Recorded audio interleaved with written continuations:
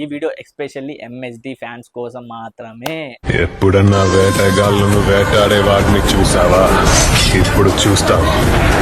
ఈ అమ్మ మొగడొచ్చాడు. 7th match తలా ఫర్ ఎ రీజన్.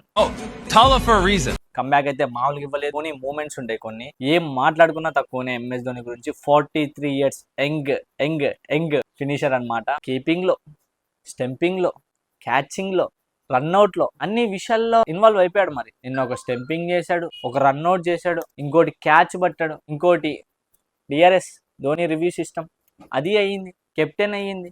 ఆయన ఏజ్ కి, ఆయన ఆడే ఆటకి ఏమైనా సంబంధం ఉందా? ఆయనకి ఏం వేసినా కొడతాడు, యార్కర్ వేసినా కొడతాడు, హాఫ్ ఫుల్ టాస్ వేసినా కొడతాడు, హాఫ్ సైడ్ వేసినా కొడతాడు, లెగ్ సైడ్ వేసినా కొడతాడు. రన్అట్ విషయంలోకి వస్తే అబ్బా అదేం రన్అట్ నాకు అర్థం కావట్లేదు. కానీ క్యాక్ అసలు స్టెంపింగ్ లో ప్రూవ్ చేసుకుంటాడు, రన్అట్ లో ప్రూవ్ చేసుకుంటాడు, క్యాచింగ్ లో, మైండ్ లో, డిఆర్ఎస్ లో, బ్యాటింగ్ లో, ఫీల్డింగ్ లో, తను టీమ్ లీడ్ ఎట్లా చేయాలనేది మొత్తం యంగ్ ప్లేయర్స్ కి మళ్ళీ తన మోటివేట్ ఇస్తా ఉంటాడు ఆఫ్టర్ మ్యాచ్. అందుకే కదా one of the great finisher అయ్యింది. ఎందుకు అంటే ఇండియన్ టీమ్ కి మోస్ట్. ఏంటారు మాట్లాడేది? సినిమా నుంచి రిటైర్ అవటమా? వాడు రిటైర్ అవుతాడేమో కానీ, చైతన్య రిటైర్ అవుతాడేమో కానీ, నేను మాత్రం రిటైర్ అవ్వను. పిచ్చి ఆలోచనలు మాత్రం పెట్టుకోవద్దు. అసలు ఇంకా ఇండియాలోనే తిరుగులేని ప్లేయర్ అంటే ఎంఎస్ ధోని తప్ప ఇంకెవ్వరూ లేరు. అది మీ అందరికీ తెలిసిందే.